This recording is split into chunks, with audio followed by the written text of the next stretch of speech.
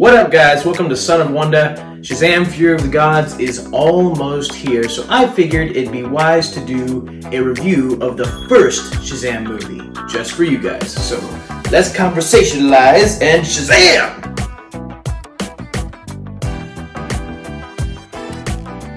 Alright, guys, so what are my opinions? My thoughts on the first Shazam film. Now, interestingly enough, most of the movies I reviewed at this point on the channel, I've seen multiple times, numerous times. This one I've only seen twice, counting when I rewatched it for this video. And the reason I don't frequent this one a lot is because of the villain plotline. So that's what I'll start with. The movie opens with Dr. Savannah'S backstory of when he was a child, when the wizard who gave Shazam his powers was looking for people to be his champion. He picked Savannah. Or at least he tried to see if he was going to be worthy, and he wasn't.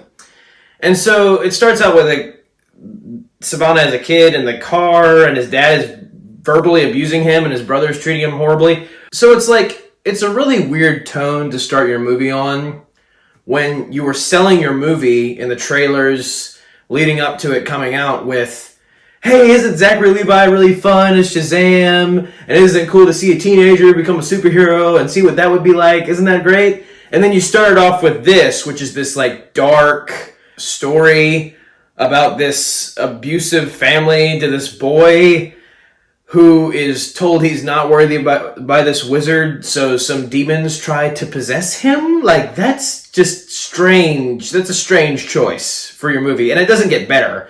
That is my main criticism with this movie, actually, is the villain stuff. Also, the wizard just kind of seems to stink at picking people, because he picks a bunch of people, and you'd figure his magic would kind of let him know who is worthy, but it doesn't. So he's just picking all these random people, and none of them are worthy, especially not Savannah. So, honestly, I feel like all the villain stuff is just kind of blah.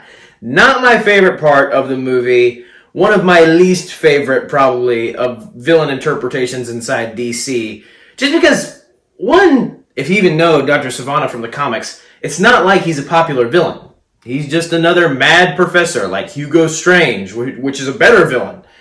So, it's just funny that they reinterpreted his character in this movie, at least from what I know about him from the comics. He's completely different in the comics from what I know.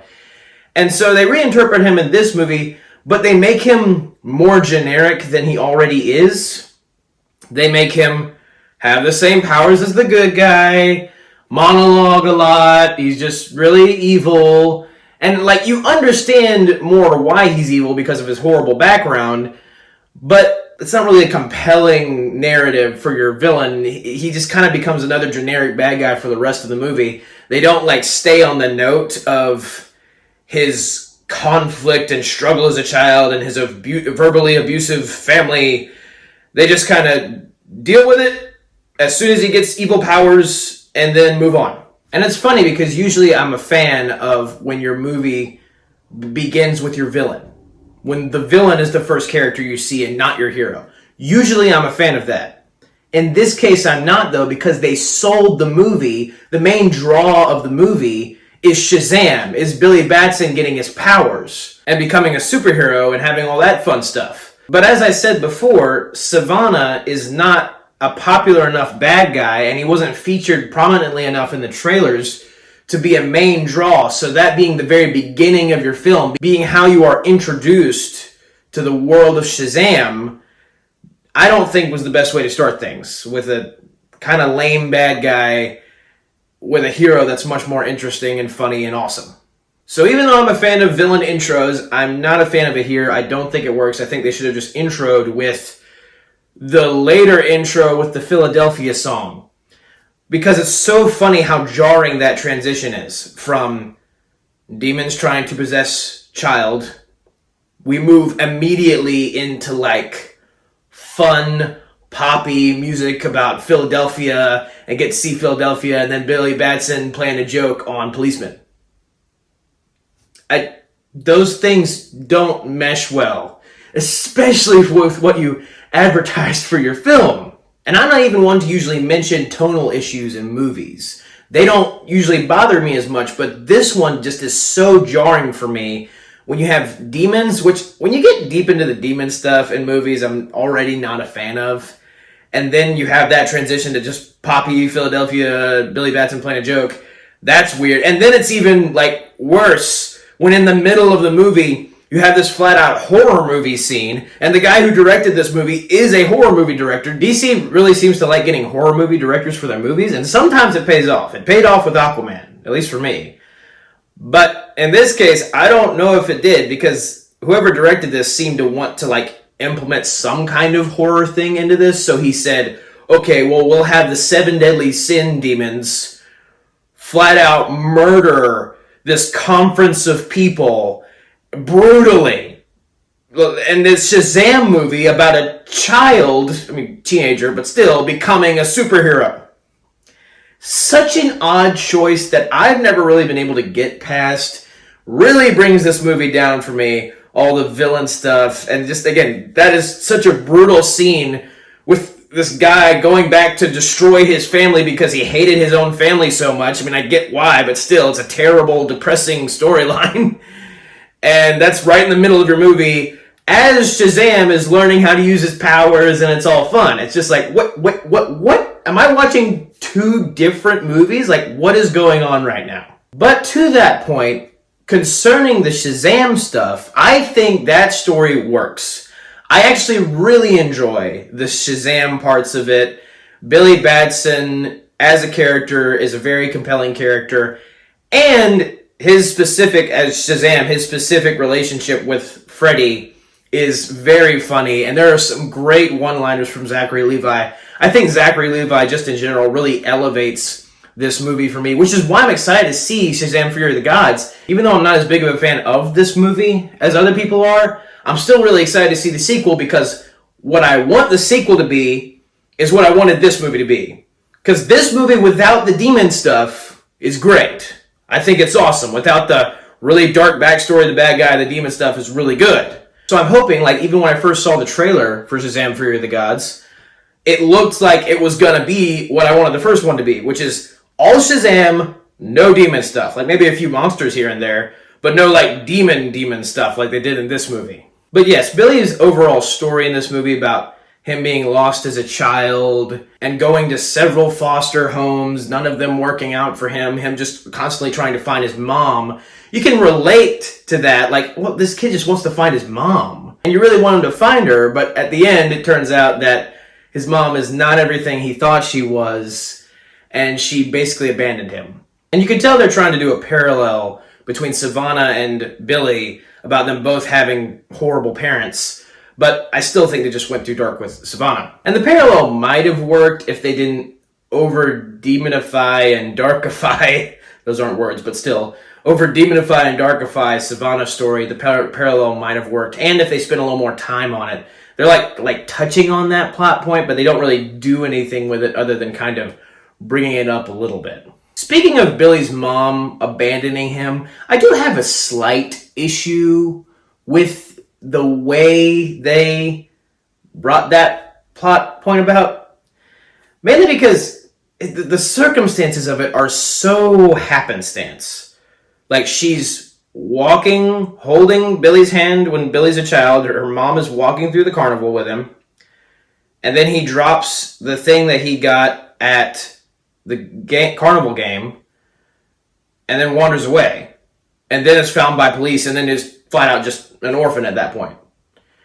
So it's like, it's just, those circumstances are very unrealistic. Like, I just don't see that happening. Like, just the general fact that the mom wouldn't have looked sooner to see if she still had her kid with her. I get that, her character was supposed to be in a rough spot at that point, but still.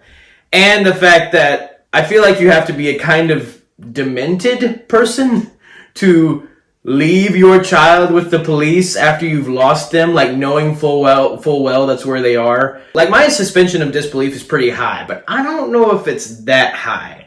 Especially considering the fact that she would have had to change her name immediately afterward, and then so the police wouldn't find her because clearly they'd be looking her up. It's just that whole setup of Billy's story I'm not a fan of. But then you get to the actual Billy story, him becoming friends with Freddy, becomes friends with Freddy. Friends with Freddy, that should be a TV series. But him becoming friends with Freddy, constantly rejecting of his new family, his new foster family, only coming to discover that they actually are his real family because his mom wasn't what he thought she was, and he realized that he actually did have a family who loved him. And that's a really touching storyline. Also, a little callback I liked here is near the end when Shazam is trying to comfort this little girl when they're hiding in this carnival game from the bad guy. He gives her a stuffed tiger, which is what he wanted as a child, what he wanted his mom to get for him at the carnival. So I thought that was it's like a nice emotional callback to the previous stuff in the movie. Also, all of Zachary Levi's moments with Freddy when they're trying to figure out his powers are just great. I love the Queen song, Don't Stop Me Now. I love the montage. I love the bulletproof scene, especially when he just goes from laughing about like being bulletproof. It's like, I'm bulletproof. You're dead. That is hilarious. And I think Zachary Levi really nails being a kid and then getting superpowers. Or a teenager mainly. Like being a teenager, having the maturity of a teenager, and then getting superpowers and not having a clue what to do with them and just goofing off. Because that is totally something that a teenager, especially like Billy, would do if he had those powers. So I think they nailed that aspect of it. If a child became an adult with superpowers, what would that child in that adult's body do? And they answered all of those questions for us, and I thought it was quite hilarious. I'm also okay with the entire foster kid family getting Shazam powers by the end of the movie. I think it aided the idea of Shazam being able to beat this guy who had 7 demons on his side by himself when he's only just a new superhero. I think it aids that better, because if that had happened, that would have been a little, again, unrealistic. Of course, I am talking about a movie where this guy is shooting lightning bolts out of his fingers and wears a red muscle suit, so take that as you will. But I do think the family thing helped that out. I think the funny dialogue that they give each family member, their reaction to getting superpowers, is really well done and funny. I also appreciate the family being allowed to have prayer time in this movie, which is not something you see a lot in Hollywood, but as a Christian, I appreciated that. And the villain monologuing joke at the end also definitely landed when they're really far away from each other and Savannah starts talking and Shazam's like, "What? I can't hear you. Are you doing like some kind of bad guy speech?" That is funny. And the way they beat Savannah, I think, makes sense. Trying to get all the demons to come out of him so he can get the weird glowy eye thing out of him. That might be another criticism, though, is that the eye, it's like they don't really even explain what the eye is.